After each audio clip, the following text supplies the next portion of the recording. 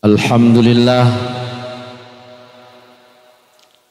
asyhadu an la ilaha illallah wa asyhadu anna Muhammadar Rasulullah. Allahumma salli ala sayyidina wa maulana Muhammadin wa ala alihi wa sahbihi wa sallim.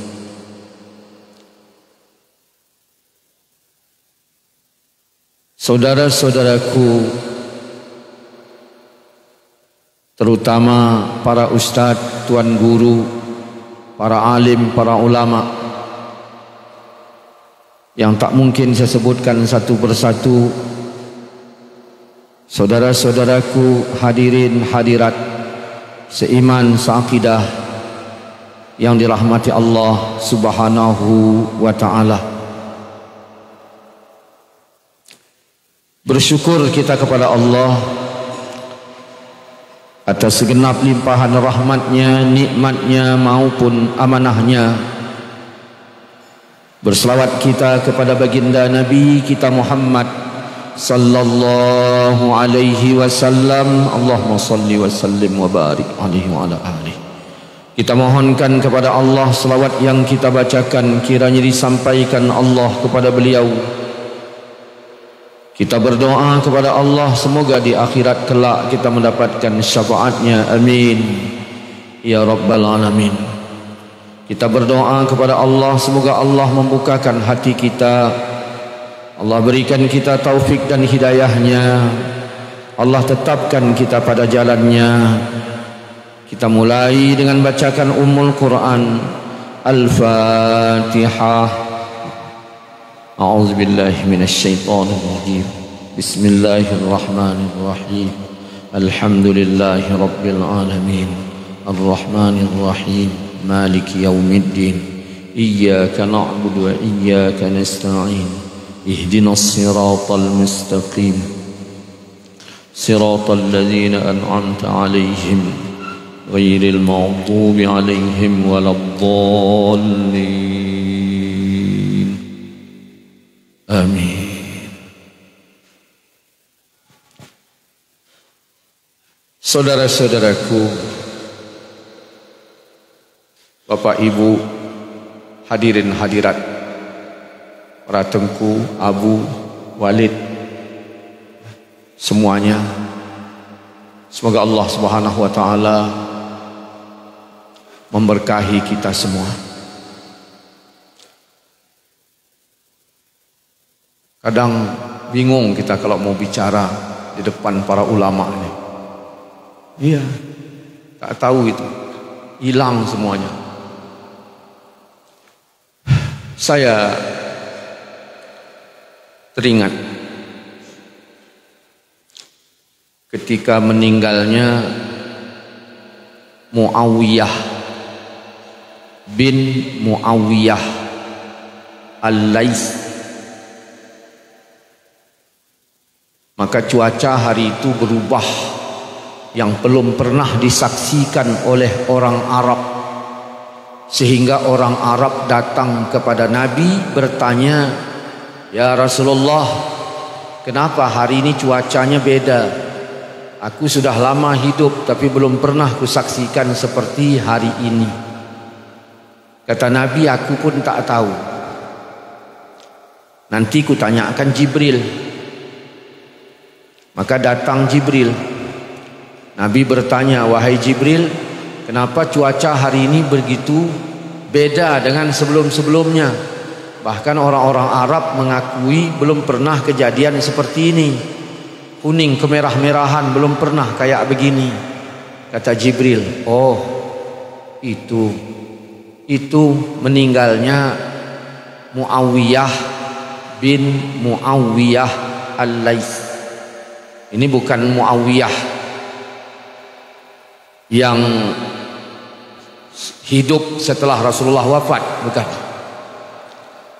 Jadi apa hubungannya cuaca ini berubah dengan kematian Muawiyah?" "Oh itu," kata Jibril, "begitu dia meninggal, malaikat dari langit turun melayat.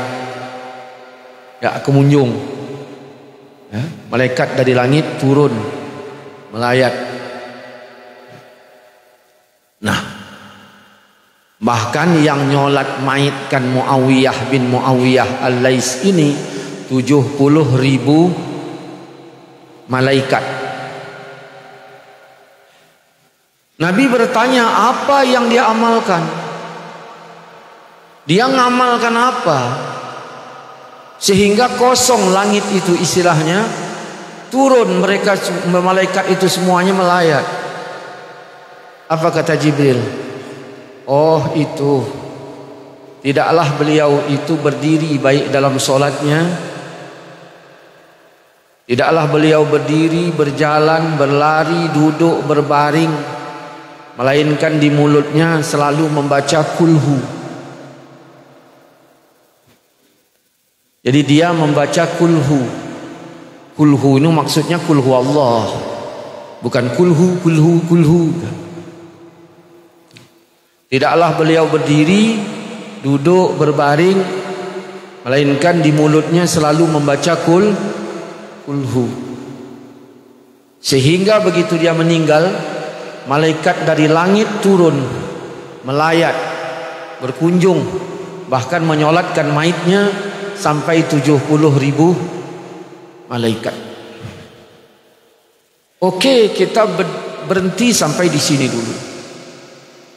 Rasul masih hidup, beliau sudah wafat. Sedangkan kerasulan itu lebih kurang 23 tahun.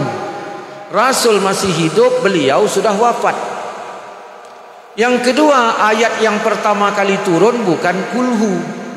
Kira-kira berapa tahunlah Muawiyah bin Muawiyah ini melazimkan kulhu itu? Berapa tahun? Ya, lebih kurang 5 tahun. 5 tahun beliau melazimkan kulhu. Kira-kira selama 5 tahun itu berapa kali itu kulhu itu didapatkannya? Berapa kali? Kenapa? Karena sampai malaikat turun melayat.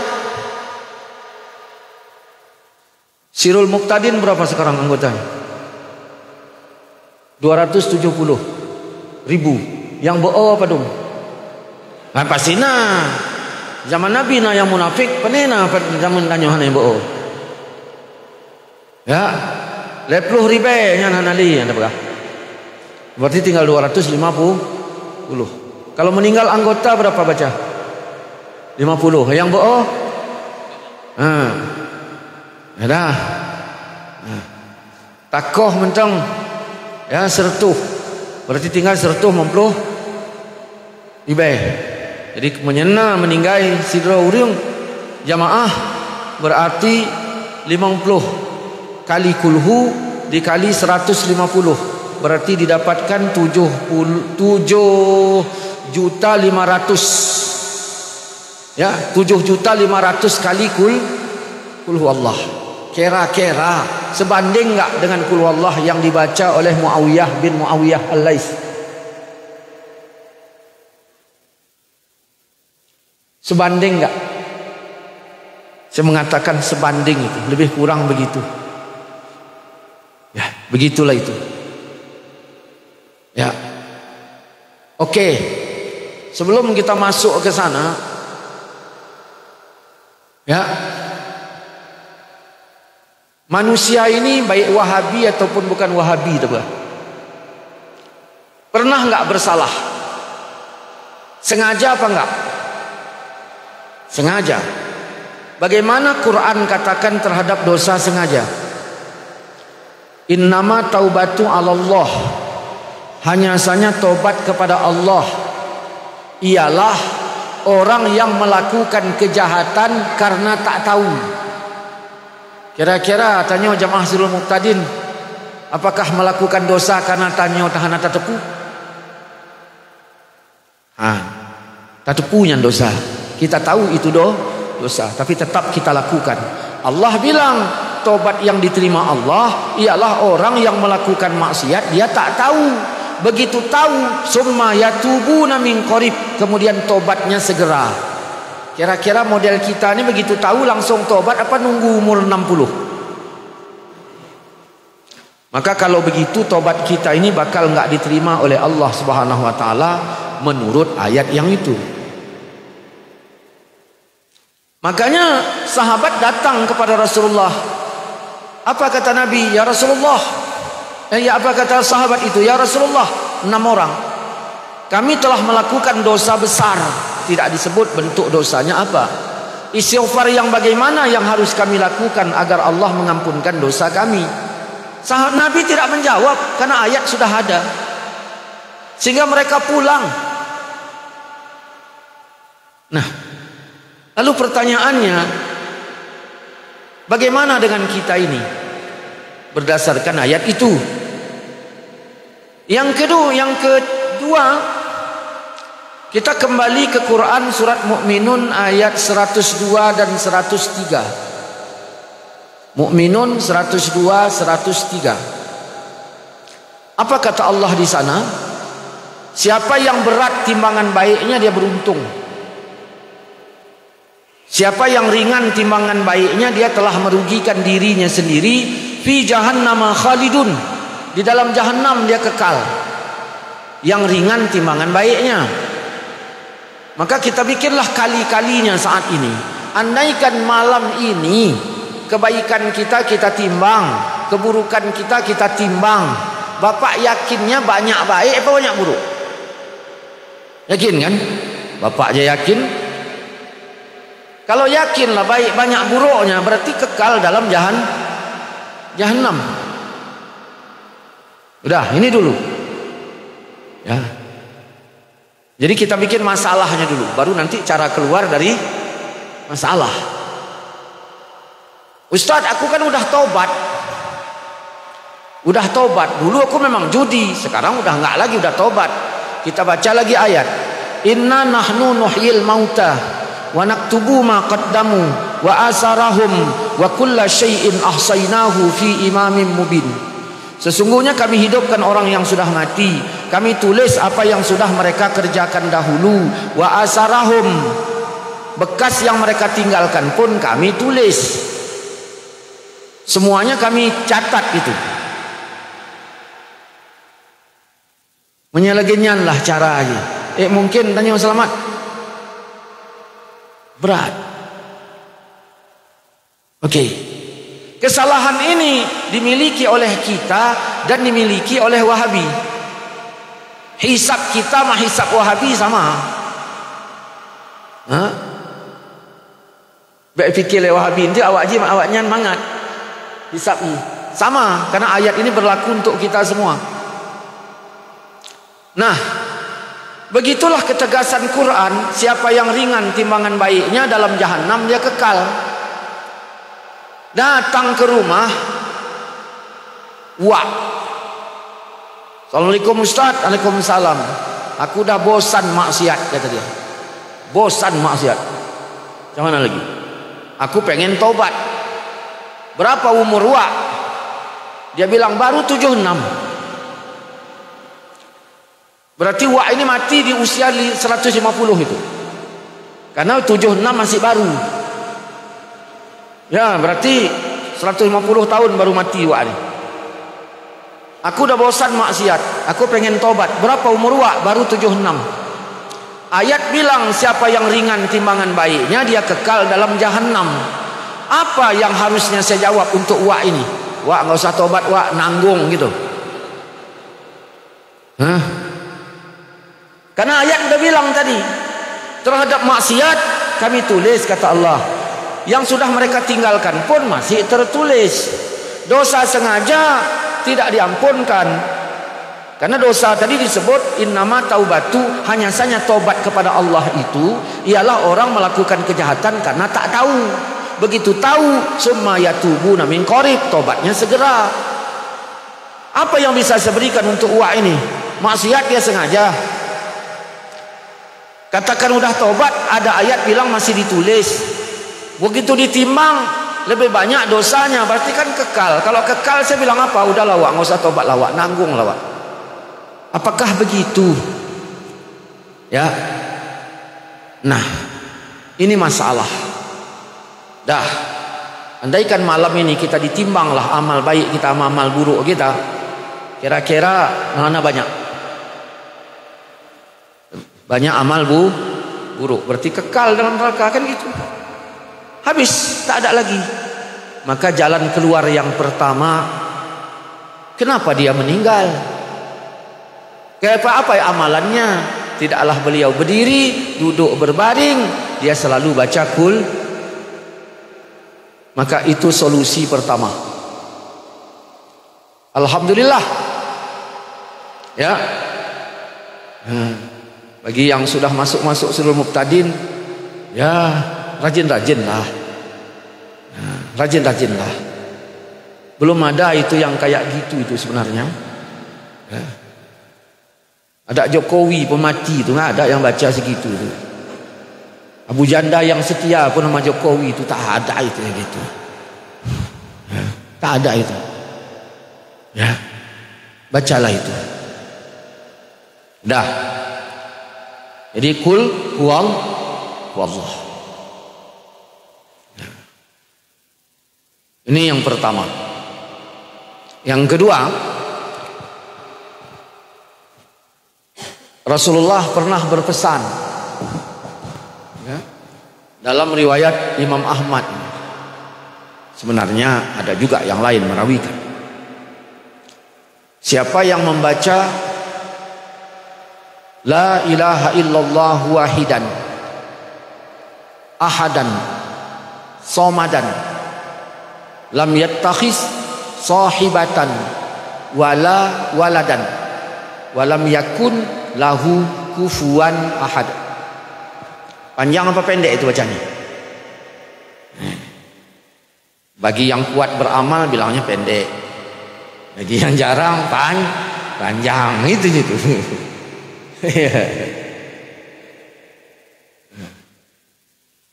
La ilaha illallah wahidan ahadan somada lam yattakhis sahibatan wala walada walam yakul lahu kufuwan ahad.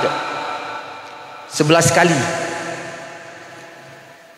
kata Nabi, dicatat itu kebaikannya 40 juta.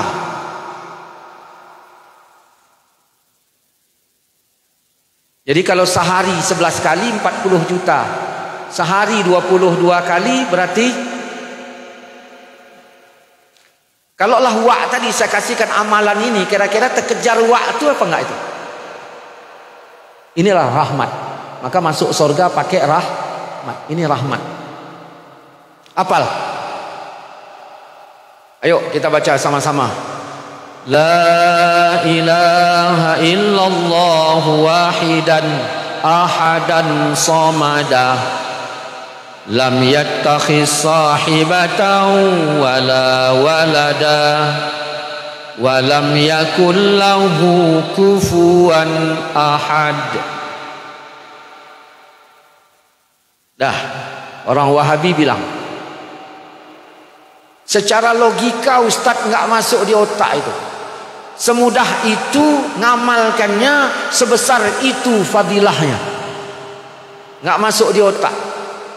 Saya jawab, jangan-jangan kau nggak punya.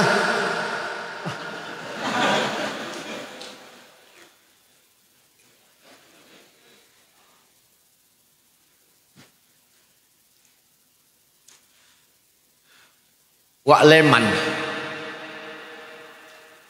minta saya ngusuk dia. Saya urutlah Wak Leman ini tadi 1 jam.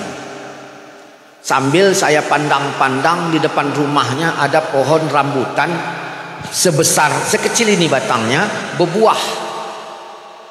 Saya bilang, "Wak, itu pohon apa, Wak?" "Rambutan." "Banyak buahnya." Sebenarnya dari pohonnya lumayan. Kalau dipanen berapa banyak itu? Ya kira-kira 2 goni kecil lah. Namanya pun pohonnya pun masih 4 tahun. Saya bilang, saya ngusuk dia 1 jam.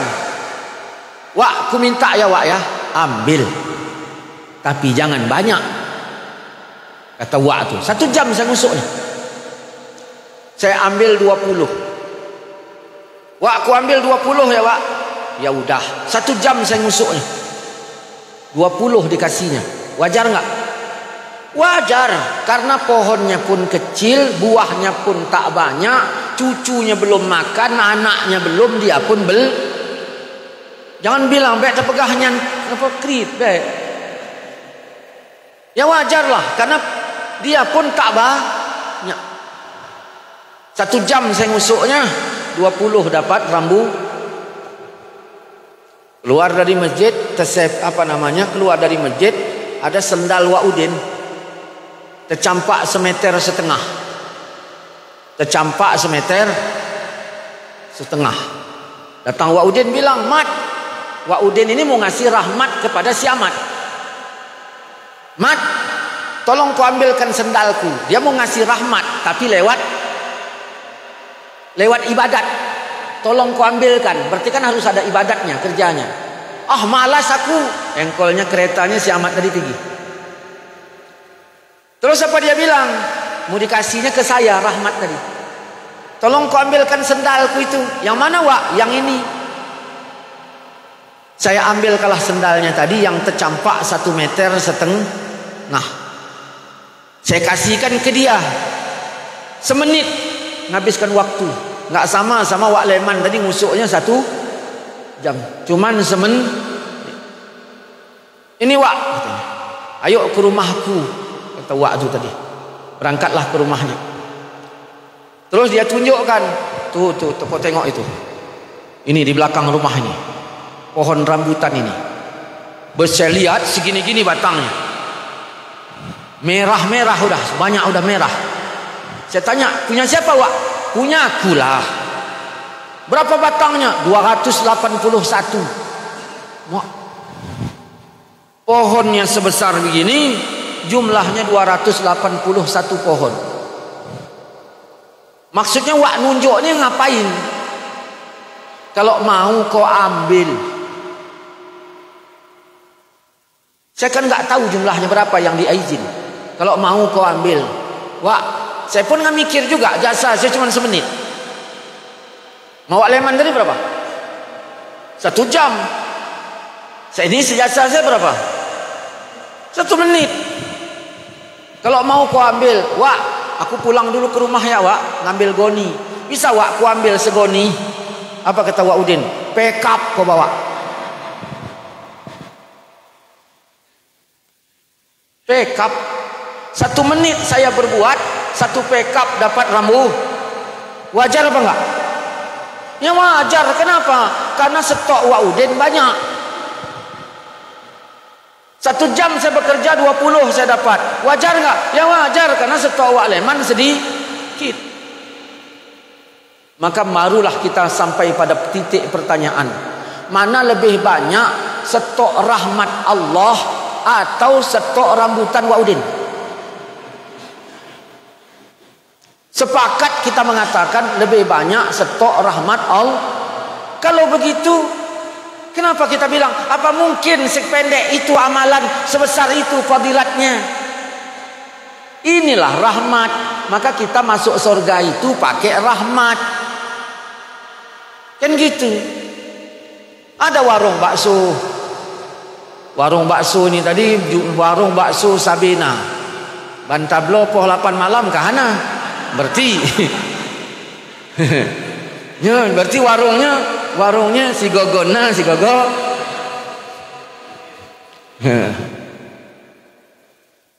Dah.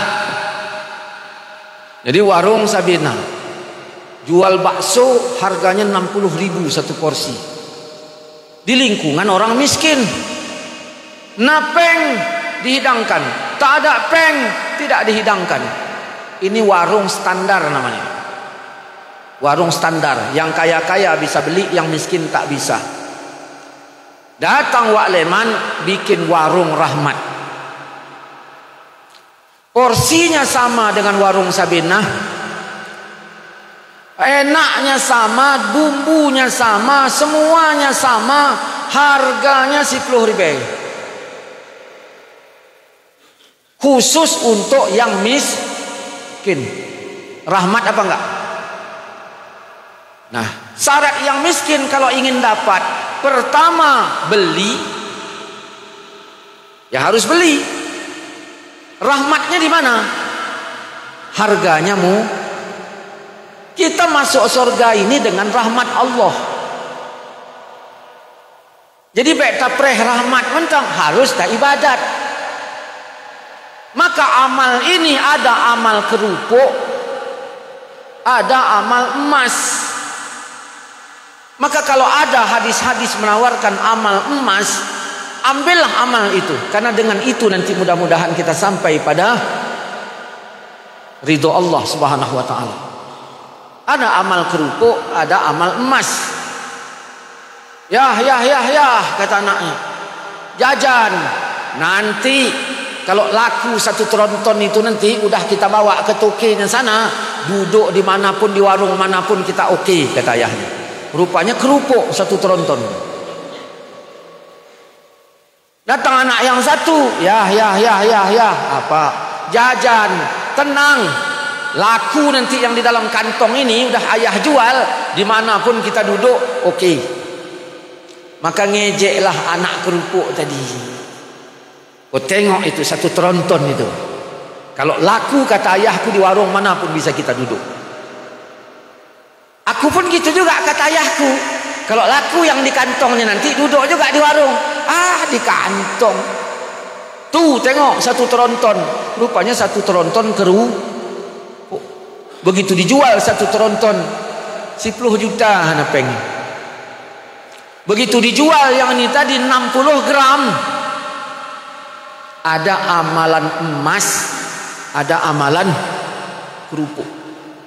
Maka siapa yang membaca la ilaha illallah wahidan ahadan somadah lam yattakhis sahibatan wala waladah walam yakun lahu kufuwan ahad, 11 kali Allah catat 40 juta kebaikan. Mudah-mudahan dengan itu tersaingilah keburukan kita ini tadi dengan kebaikan. Dah, ayo ulangi.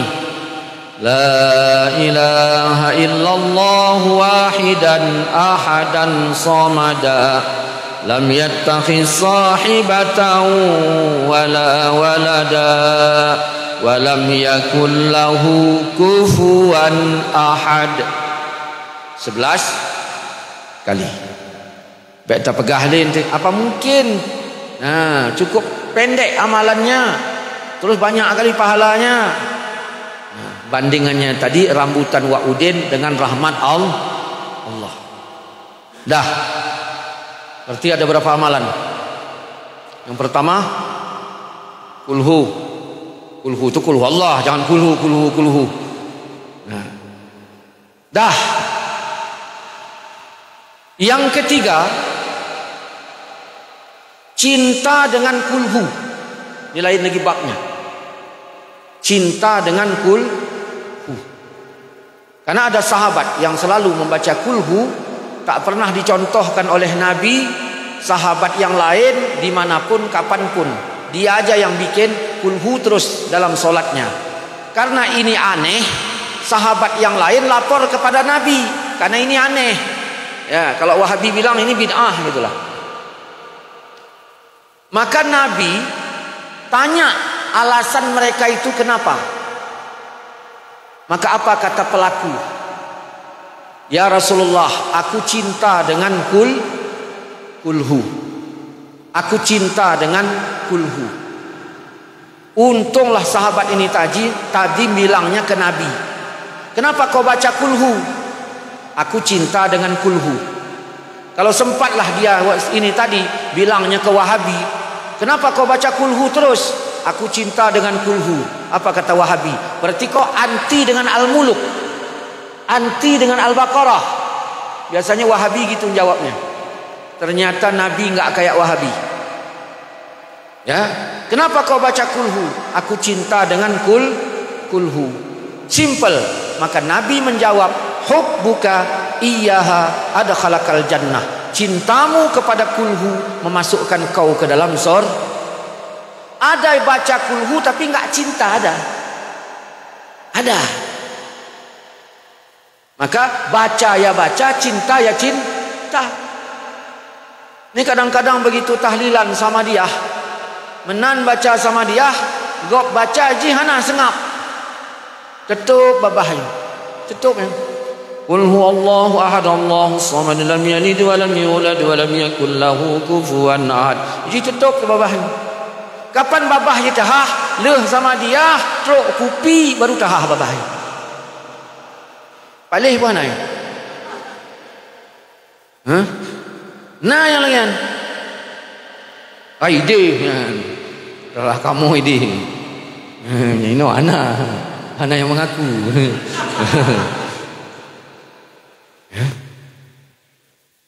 Cinta dengan kulhu. Kita sekarang ini ada yang ngejek kulhu. Ini kalau ada imam baca kulhu, apa dia bilang? Katuk imam kulhu. Imam kiban. Allahu Akbar. Jangan ejek kulhu. Bagaimana mau masuk surga? Allah nyuruh cinta, dia ngejek. Nyan ada 5 juta tak yang kulhu kan. Nah itu ni, hai tamong dalam babnya. Maka cintailah kulhu. Ya. Ulun cinta ustaz dengan kulhu. Ulun mau tarawih. Nyan nyanyi. Nah, nyan bukan pencinta kulhu. Ya. Nah, udah berapa? Apa aja? Baca kulhu, cinta kulhu, la ilaha illallah wahidan ahadan. Udah 3. Kemudian kita baca An-Nisa ayat 64. An-Nisa ayat 64. Walau annahum izzalamu anfusahum ja'uka, kan gitu. Nah, dan seandainya mereka telah menzalimi diri mereka, seandainya mereka telah menzalimi diri mereka, sengaja puana bunuh, dosa sengaja bunuh diampunkan puana. Hana dalam ayat yang bunuh dosa sengaja tidak bisa, yang nyo sengaja lain membaki.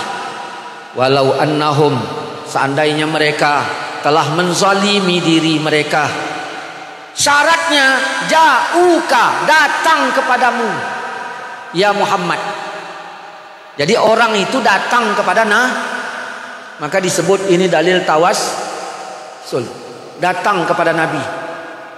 Misalnya Nabi di Luk Semawe, nyo Nabi tanyo sengaja melakukan dosa, bunuh diampunkan apa tidak? Enggak diampunkan. Di sini Allah katakan datang kepadamu, lalu minta ampun di samping Nabi, dan Nabi pun mintakan ampun untuknya, maka Allah ampunkan dosanya. Surah An-Nisa ayat 64. Dah, apa kata Wahabi?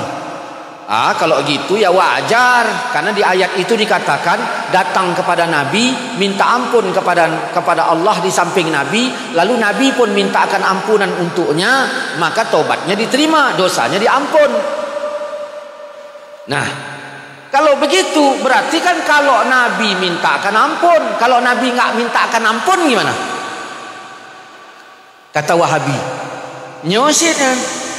Secara logika masuk di akal. Kalau Nabi minta akan ampun, selesai.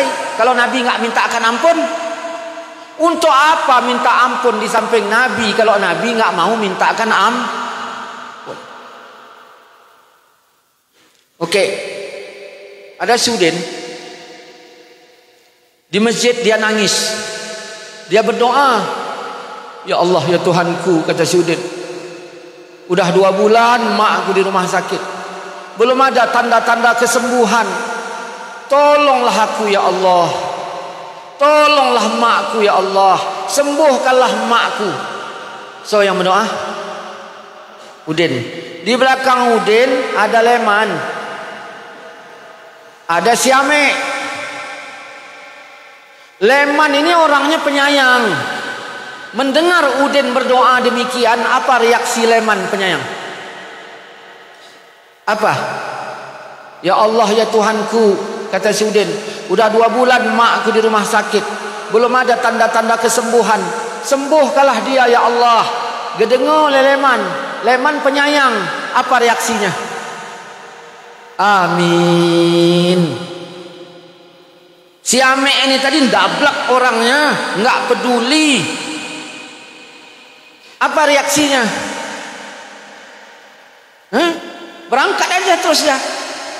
Pertanyaannya, mana lebih murah hati, si Leman atau Rasulullah? Sedangkan Allah mengatakan laqad ja'akum rasulun min anfusikum.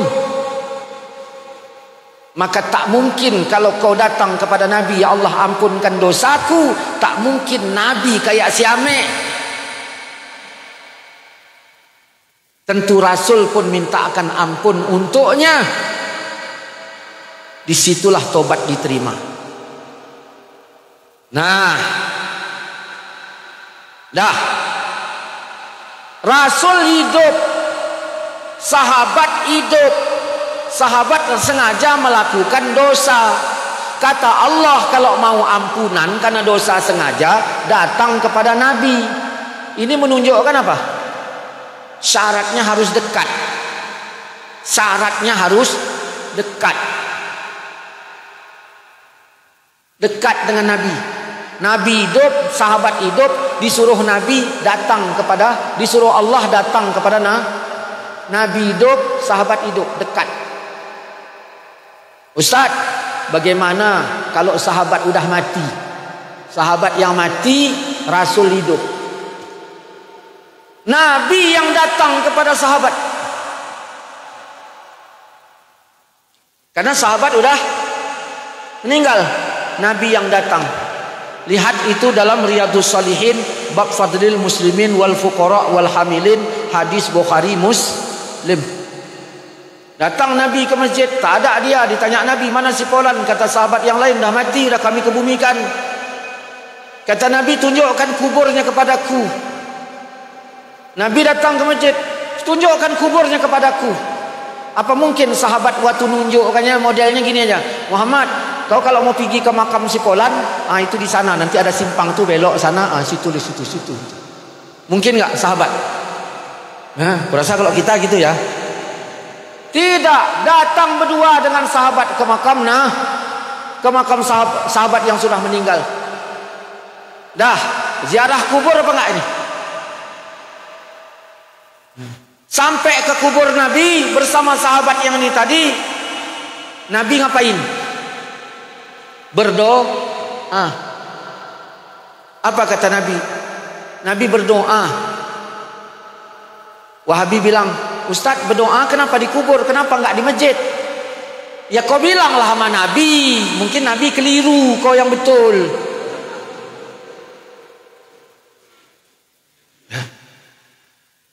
Dah. Apa kata Nabi? Tadi kuburnya gelap. Allah menerangkan kuburnya karena doaku untuk. Dah berapa masalahnya? 2. Nabi hidup, sahabat suruh datang. Sahabat sudah meninggal, Nabi yang dah. Ustaz, bagaimana kalau Nabi yang udah meninggal? Sahabat masih. Ini yang ditulis oleh Abu Mansur di dalam kitabnya As-Sabab. Nabi sudah wafat. Datang Utbah, duduk di samping makam Nabi. Apa yang dilakukan Utbah enggak disebut dalam riwayat. Tiba-tiba datang Badui ke makam Rasulullah. Dia bilang, Assalamualaikum ya Rasulullah. Selamat sejahtera kepadamu wahai Rasulullah. Ini memperhatikan gerak-gerik Badui. Ya Allah, aku datang ke makam Nabi-Mu karena ayat ini. Aku datang kepada Nabi-Mu karena ayat ini. Surat apa? Yang tadi. Surat apa? Surat yang tadi. Nah, maka baca surat yang tadi. Semangat dah nyebut lagi kan, Ya Rasulullah, aku datang ke makam Nabi-Mu karena ayat ini. Bacanya An-Nisa ayat 6. Makanya kalau kita pergi umroh di makam Nabi baca ayat ini. An-Nisa 6. Saya waktu dulu pergi umroh, saya baca ayat itu. Enggak apa, saya tanya sama ustaz itu bimbing. Ustaz, aku di makam Nabi baca apa Ustaz? Ya baca-bacalah. Ya baca apa? Ya baca-bacalah. Maksudnya Ustaz, ya baca-bacalah. Ya udah, Ustaz tu baca apa, saya pun baca apa. Kan gitu. Baca An-Nisa ayat 4. Walau annahum izzalamu anfusahum. Baca. Ya Allah, aku datang ke makam Nabi-Mu karena ayat ini. Maka dibacanya. Setelah dibacanya, lalu dia berkata, Ya Allah, ampunkan dosaku. Ya Allah, ampunkan dosaku. Ya Allah, ampunkan dosaku. Ampunkan dosaku, Ya Allah. Dia minta kepada Nabi apa kepada Allah? Kepada Allah. Lalu dia berkata, Ya Rasulullah. Dia bilang, Ya Rasulullah, aku mohon syafaatmu. Mintakan kepada Allah agar Allah ngampunkan dosaku.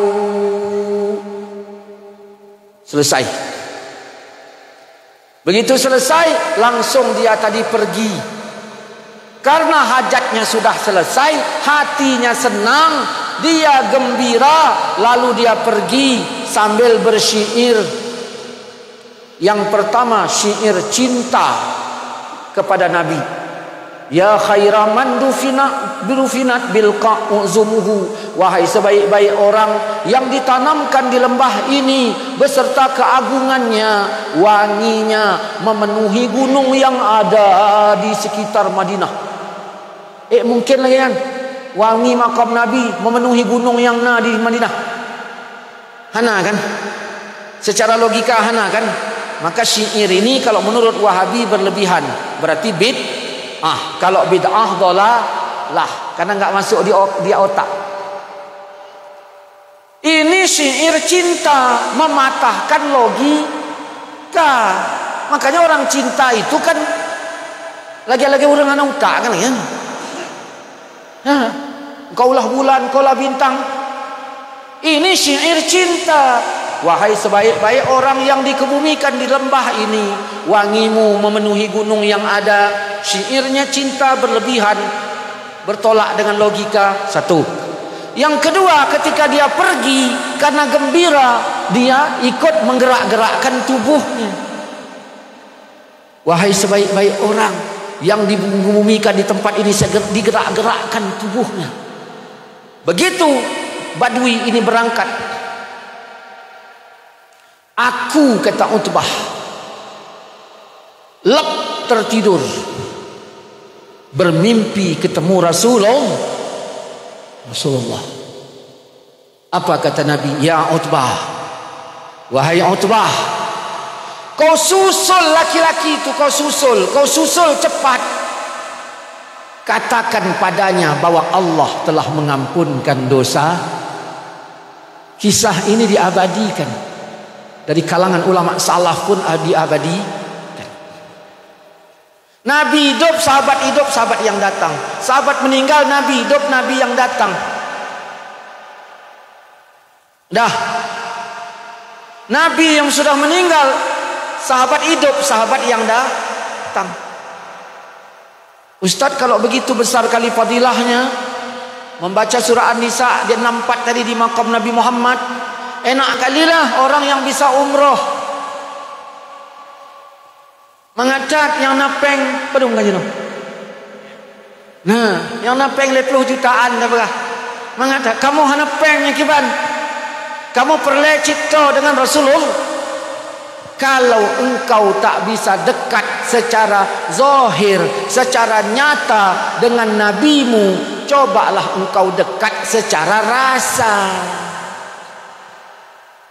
Ada pilihan yang keempat, secara makanya guru-guru kita dulu berkata, Bapak Ibu, mari kita berdiri sejenak, kita berselawat kepada Nabi, kita muliakan Nabi, mengajarkan dekat secara rasa. Rasul hadir, maksudnya secara rasa, bukan nyata. Apa kata Wahabi? Secara akal nggak diterima itu, Ustaz. Nabi makamnya di Madinah jauh sana, kita di sini menyambutnya. Ini secara akal nggak masuk nih, secara otak nggak masuk. Kita jawab lagi, jangan-jangan kau begini, Ustaz. Aku ini S3 aku dari S1, S2, S3 jurusan matematika, ilmu nyata itu. Bagaimana mungkin aku ini belajar ilmu nyata meyakini ilmu yang tak nyata? Oke, Bapak udah pernah pergi haji? Udah. Berapa lama? Ya 5 tahun yang lalu. Bapak tahu nggak haji itu apa? Ya tahulah, namanya pun aku udah pernah pergi. Waktu Bapak kemarin pergi haji, wak melontar jumrah apa nggak? Melontar. Maksudnya apa itu? Ya melontar setan. Ada nggak secara nyata setannya di situ? Ya nggak ada. Waktu Nabi Ibrahim melempar dulu ada nggak? Ya ada. Nabi Ibrahim lempar siapa? Ya setan. Jadi wak ngikut siapa? Ngikut Ibrahim. Ibrahim kan ada setannya dilemparnya. Waktu wak ngelempar ada nggak setannya? Ya nggak ada. Kenapa wak lempar? Karena wak ini tadi mintanya. Ini wak ini namanya wak tempeleng namanya. Ya. Bukan gitu maksudnya Ustadz. Pandainya wak itu berkias di masalah ini. Kenapa enggak kiaskan sikit saja di masalah selawat? Paham kan? Paham nggak? Saya aja belum paham ini. Udah. Makanya kalau disebut mari Bapak Ibu berdiri sejenak kita berselawat. Apa kata wak-wak di Medan? Alah, selawat ngapain mesti berdiri? Kalau duduk kenapa rupanya? Katanya Wahabi itu suka dalil. Segala sesuatu dalil. Diajak berdiri. Kalau duduk kenapa rupanya, kata dia. Ini bukan dalil. Selawat ngapain berdiri? Kalau duduk kenapa rupanya? Ini bukan dalil. Ya udah, saya pun nggak pakai dalil. Ya kalau berdiri kenapa rupanya, Wak? Ya kalau duduk kenapa rupanya? Ya kalau berdiri kenapa rupanya? Ya kalau duduk kenapa? Kalau berdiri kenapa rupanya? Wak itu capek, saya pun capek. Akhirnya udahlah, kau berdiri aku duduk. Oh, tidak sesederhana itu, Wak. Tidak sesederhana itu. Waktu Nabi ke Madinah disambut orang Madinah. Orang Madinah nyambutnya berdiri apa duduk? Kurasa kalau wak itu ada, wak itu yang duduk. Ya. Begitu duduk Bani Aus bersama Rasulullah, datang kepala sukunya. Maka warga Bani Aus tetap duduk menghormati Nabi. Nabi ajarkan adab, ya Bani Aus kumu ila sayyidikum. Wahai Bani Aus, bedah, bangun, sambut ketua kalian. Ulama berpikir kalau kepada kepala suku Bani Aus yang bukan apa-apa dan bukan siapa-siapa dibandingkan hebatnya Nabi, itu pun diajarkan Nabi berdiri menyambutnya, apalagi kepada Rasulullah. Terus apa rasa di kita? Kalau tak bisa dekat dengan Nabi secara nyata, cobalah dekat secara rasa. Makanya bagaimana perasaan Badui tadi ketika dia pergi? Dia bersyair dengan syair cinta, lalu menggoyangkan badannya karena bahagia. Orang bertanya kepada saya, Ustadz, bagaimana kalau orang selawatan ikut menggerakkan badannya? Kalau untuk cinta tak masalah. Makanya kadang-kadang kalau ada selawatan, ya Hanana ya Hanana, ya Hanana, ya Hanana, ya Hanana. Hana masalah. Karena mewujudkan rasa cinta. Ya Hananya kan bahasa Aceh kan. Dah. Apalagi begini Ustaz, apa mungkin Rasul tahu dia di Madinah, kita di sini berdiri menyambutnya? Oh, Nabi punya CCTV. Oh, masa? Saya datang ke rumah Wa'udin, segan sama saya sama Wa'udin. Leman anaknya nggak segan, saya orang kawan. Assalamualaikum, segan saya. Waalaikumsalam, kata Leman. Duduk bang. Saya pun duduk sopan, segan saya. Ayahmu mana? Ayahku udah 2 minggu di Jakarta. Loh, begitu saya tahu ayahnya nggak ada di rumah, hilanglah segan saya. Duduklah saya pun sembarangan. Tiba-tiba terdengar suara adab. Saya tanya, man, suara siapa itu? Ayahku lah. Tapi ayahmu di Jakarta. CCTV. Rupanya hebat kali Wa'udin ini, rumahnya pakai CCTV. Dari Jakarta dia nengok saya beradab apa enggak. Ya Allah, pertanyaannya Nabi Muhammad punya CCTV apa enggak? Punya. Oh masa Ustaz zaman dulu dari sini? Ada. Ustaz jangan berkombur. Ada. Dari mana Ustaz tahu? Hadis. Ah, aku lama belajar hadis. Nah inilah ini harus tahu. Apa kata Nabi? Luruskan saf kalian. Saf kalian lurus, kata Nabi. Rapatkan, karena aku dapat melihat dari belakang punggung. CCTV apa bukan? Wa'udin kalau paket internetnya habis, bisa nggak nengok saya? Apa pernah habis paket internet Rasulullah? Jibril yang nyampe kannya. Maka beradablah kita kepada Rasulullah walaupun kita jauh dari makamnya. Kemudian logika kita sikit. Ada 70.000 orang yang bangkit dari kuburnya, wajahnya bagaikan bulan purnama. Dia dimakamkan di Baqi dan di Ma'lah. Baqi Ma'lah di mana itu? Di mana? Kuala Namu lewat sanalah. Dah. Dimakamkan di Baqi dan di Ma'lah. Wajahnya kayak bulan purnama. Dia masuk surga bebas, enggak ditanya-tanya. Masuk surga kayak masuk ke rumah uaknya aja. Awak pun masuk rumah uak minta izin, dia langsung masuk aja. Nah, setiap satu dari mereka diizinkan Allah memberikan syafaat untuk 70.000 orang. Satu orang diizinkan untuk memberikan syafaat untuk 70.000. Teman FB berapa sekarang paling banyak? Hah? 5.000. Tanda awak itu, teman awak itu 5.000 itu tanda. Tak tanda kita 5.000 itu.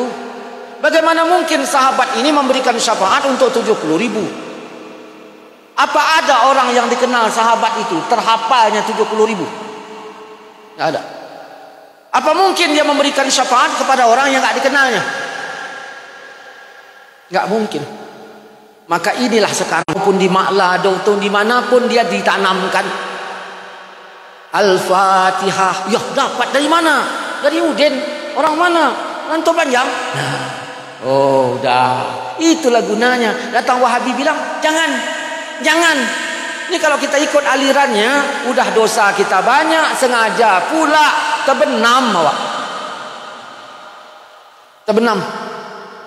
Makanya Wahabi ini kalau kita tengok berdasarkan ayat nggak masuk surga. Nggak masuk surga. Cuman dah lah nggak usah saya bahas lah. Nggak masuk surga. Ya betul, ini serius bukan canda. Mau dari mana dia masuk? Dah nggak usah bahas itu lah. Dah ada berapa? Ya, kulhu, cinta, la ilaha wahidan. Apa lagi? An-Nisa ayat 6. Yang penting rasa. Rasa di mana rasa? Di hati. Mana tua? Otak apa hati? Kita umur berapa baru berotak? Apakah begitu lahir disuruh semayang? Belum, karena belum berotak. Otak udah ada tapi belum berguna. Udah balik baru. Hati udah ada apa belum? Udah. Mana tua? Tua hati. Maka Rasul dibangkitkan untuk menyempurnakan berarti hati dulu. Maka hati yang disebut. Mau kemana kau? Rantau panjang. Hati-hati ya, kata mak. Karena itu yang tua. Nggak ada otak-otak ya. Nah, berarti tua hati. Nah, otak butuh guru nggak? Butuh. Gurunya otak apa? Ilmu. Hati butuh guru nggak? Butuh. Gurunya hati apa? Akhlak. Maka sekolahkan hatimu ke akhlak, sekolahkan otakmu ke ilmu. Ya, Ustaz, kalau nggak ada otak bagaimana? Nggak masuk surga. Jangan gitulah. Bukan jangan gitu. Quran yang bilang surat Yunus 100, Allah menimpakan azabnya bagi orang nggak menggunakan otaknya.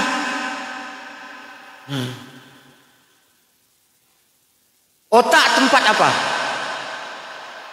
Mikir. Hati tempat apa? Zikir. Hati zikir, otak mikir. Masa yang paling dekat dengan Allah kapan? Waktu sujud. Kenapa? Karena waktu sujud otak di lantai, hati di atas. Hati tempat zikir, otak tempat mikir. Dikala zikir lebih tinggi dari pikir, maka di situ manusia disebut dekat dengan Tuhan. Di saat hati menguasai pikir, di saat zikir menguasai pikir, di situ baru disebut manusia dekat dengan Tuhannya. Kita bagaimana mau dekat sedang zikir mikir? Apa ada itu? Nah, coba baca sama dia. Nah, menyukai no kamu ngati, pada menggoti.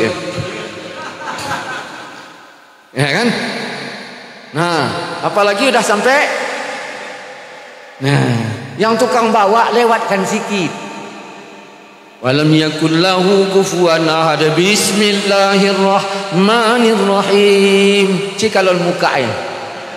Nah, sampailah kini. Nah, kita sedang zikir mikir. Rasul dibangkitkan untuk menyempurnakan akhlak. Kenapa? Akhlak itu gurunya hati. Ilmu itu gurunya otak. Ketika sejalan otak dan hati, ilmu dan akhlak, disitulah disebut abdi, hamba. Udah panjang kali ini sesi pertama. Demikianlah dulu.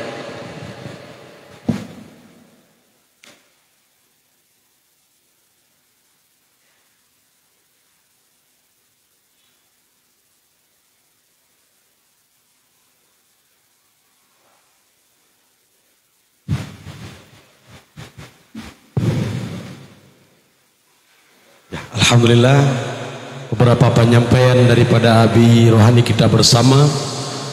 InsyaAllah kita masuki pada season yang kedua, yakni season tanya jawab.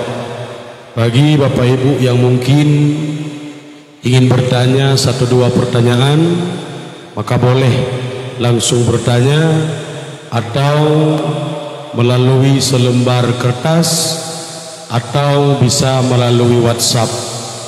Namun ya, mungkin 1-2 daripada pertanyaan Bapak Ibu sekalian, andai pertanyaan terlalu banyak, maka mungkin tidak mencukupi waktu kita untuk Abi dan Walid bisa menjawabnya. Maka mohon kemakluman daripada Bapak Ibu sekalian.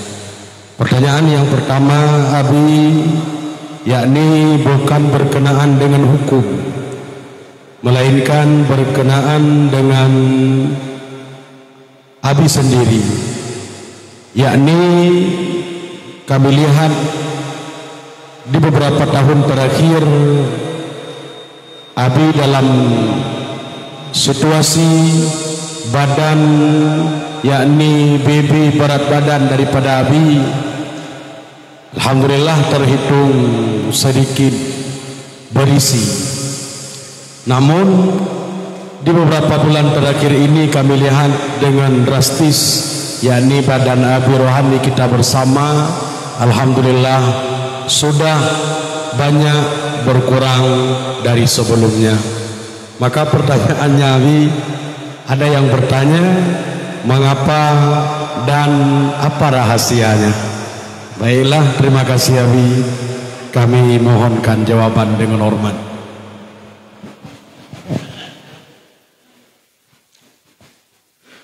Puncak gemuk saya itu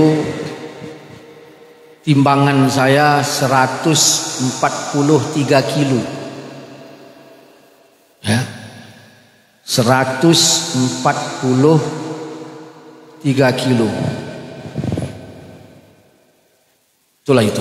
Sekarang 74. Berapa turunnya? Separuh. Ya. Apa rahasianya? Sebenarnya nggak ada rahasia. Rahasianya penyakit.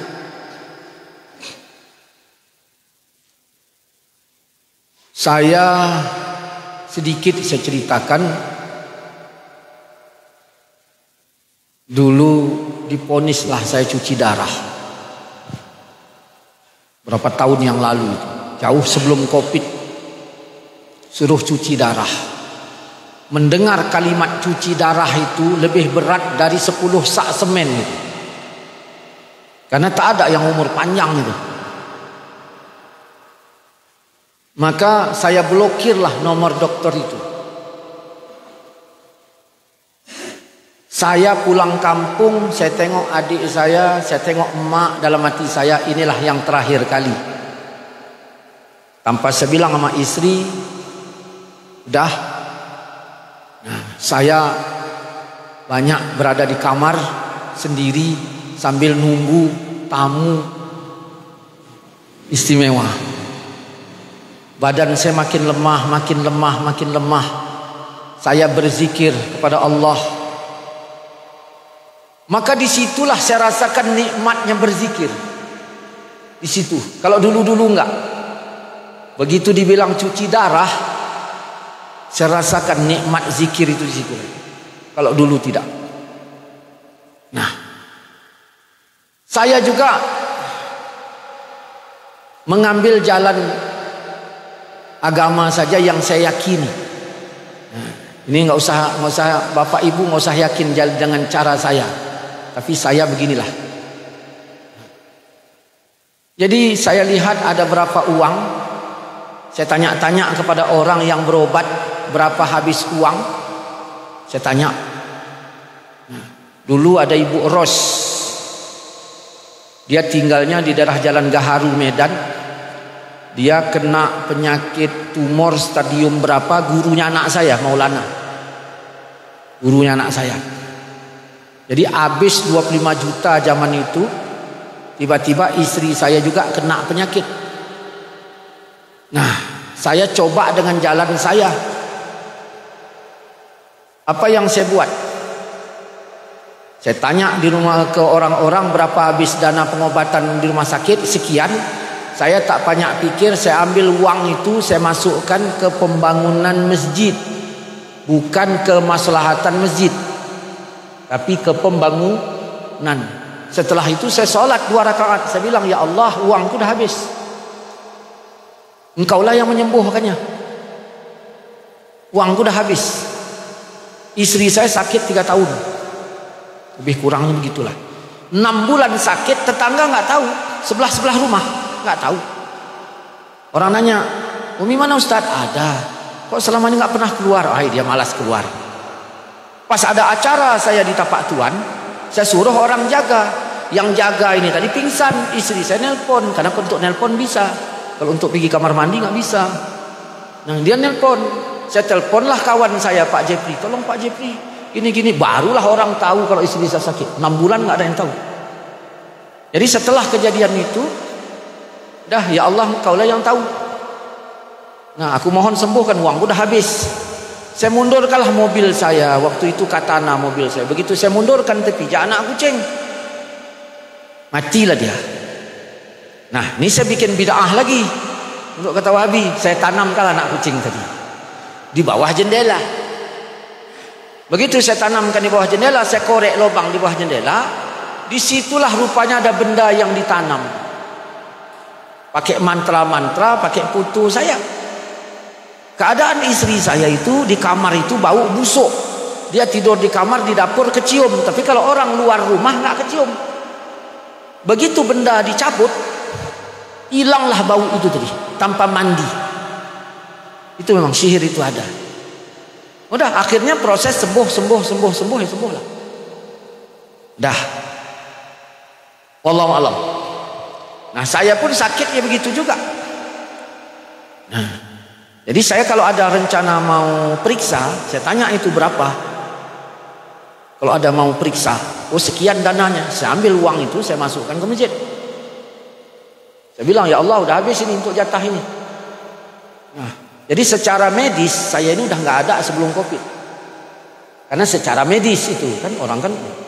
Tapi Allah berkata lain. Semua kawan-kawan saya yang cuci darah sekarang tidak ada lagi. Dan alhamdulillah saya sembuh. Sembuh. Darah maksudnya nggak ada lagi, ginjal itu nggak ada. Cuman kalau lemah ya sembuh. Nah. Makanya sebelum istri saya meninggal kemarin, saya yang sakit. Jadi saya yang sakit. Jadi saya bilang kepada anak saya yang di Paluh Gading, anak saya 2. Yang pertama Maulana Muhammad Jamil dari Surabaya ke Yaman, tempat saya Abu Bakar Adeni, pulang dari sana saya nikahkan, sekarang saya sudah punya cucu 1. Yang 1 lagi dari Abu Paluh Gading, saya antarkan ke Yaman bulan 7 kemarin. Ya, bulan 7 kemarin. Nah, baru sekarang belum lama lagi. Dah. Jadi saya bilang ini kalau saya mati nanti nggak sampai nih anak ini ke sana. Saya pengen orang ini berdua sama. Jadi bikinlah acara di rumah itu, acara keluarga. Dalam hati saya, inilah saya terakhir kali dengan keluarga. Karena melihat sakit saya dari sisi yang lain juga. Nah ternyata 5 hari dia di Yaman, meninggal istri saya. Yang sehat walafiat. Nah begitulah. Jadi saya sekarang ini begitu. Saya kecuali sakit yang sakit. Nah itu saya cepat saya berobat itu. Seperti sakit gigi. Nah itu kan sakit itu. Nah itu cepat saya itu. Karena nggak tahan saya. Tapi kalau demam kan nggak sakit. Dinikmati itu kan nggak ada rasa sakit. Nah itu nggak peduli saya itu. Lantas itu. Nah tapi kalau yang sakit, nah itu saya cepat saya. Cepat saya. Nah itulah. Sampailah sekarang, saya gitu aja lah modelnya. Jadi ada adik saya di Kuala Simpang kerja juga di rumah sakit. Nah, saya gula darah juga saya tinggi. Yang terakhir dicek kemarin 499 gula darah. Nah, pernah itu alatnya udah nggak bisa lagi mendeteksi. Ya. Nah, saya beli rambutan belarang. Tahu rambutan belarang? Ya, kalau sana bilang belarang. Nah, saya bilang di sini belerang. Saya bawa ke sana bukan belerang Ustaz, belarang. Bukan sini belerang lagi. Ya kan? Rambutannya besar, bijinya kecil, manisnya luar biasa. Nah, saya pesan itu sama yang ini. Pak, saya bilang, saya pesanlah rambutan ini. Saya kasih 50.000, dia manen. Kasihkannya 1 kereta sorong. Tak ada yang mau makan. Istri saya tak makan. Anak saya pun kurang. Saya bawalah ke kamar. 2 hari saya makan itu tok. Saya tensi gula saya periksa naiknya nggak sampai 200. Berapa minggu kemudian ada masalah, nggak makan saya, gula saya naik 600 lebih. Jadi artinya sejak itu ya udah, berarti saya jaga aja di pikiran. Dan sekarang saya memang banyak pantang. Duren pantang, rambutan pantang, duku pantang. Pantang apa itu? Pantang ada. Ya. Semuanya itu saya nggak peduli, kalau saya mau saya makan aja. Kawan saya bilang hati-hati Ustaz, hati-hati. Nah, saya nggak berpeduli lagi lah.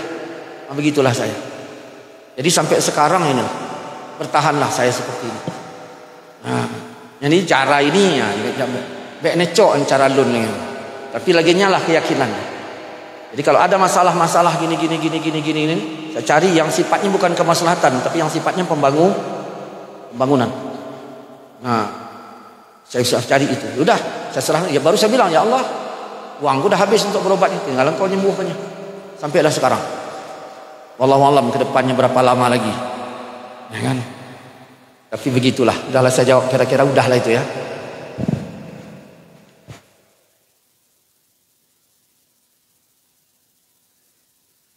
Alhamdulillah, itulah sedikit pencerahan daripada sedikit rahasia, yakni sakit datangnya daripada Allah Subhanahu wa taala.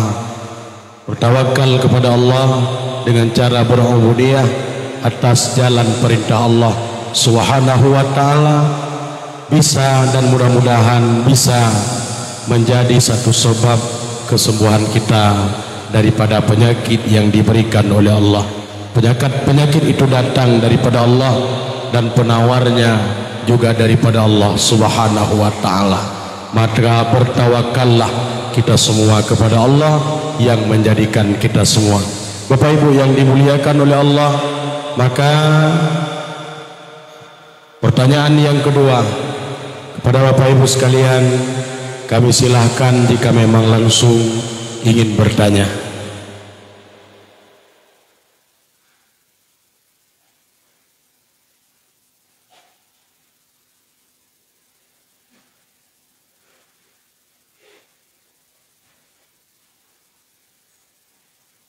Ya, atau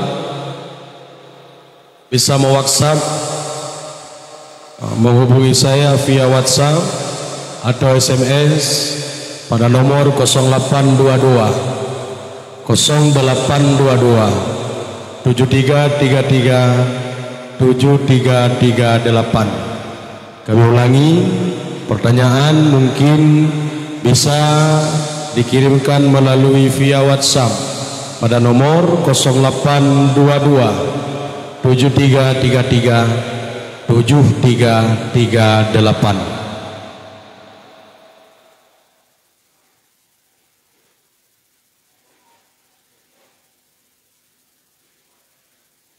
Bisa pula bertanya secara langsung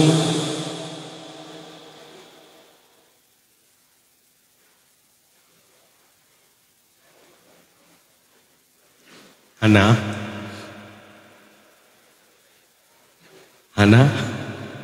Oke, baiklah.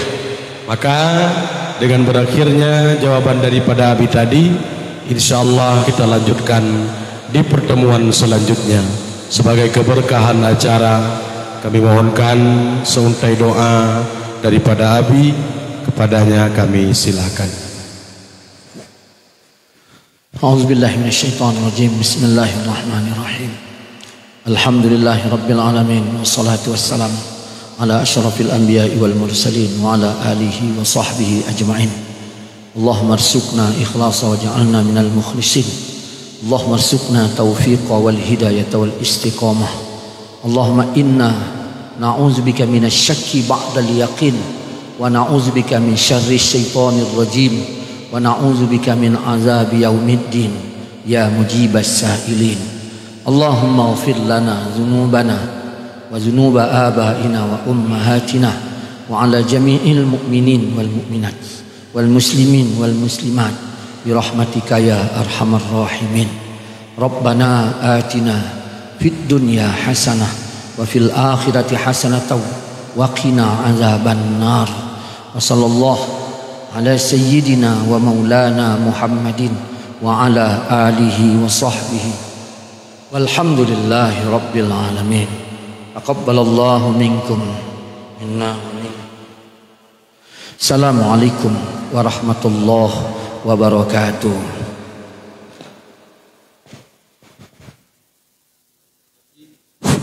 Maka berakhir pula lah acara kita pada malam yang berbahagia ini.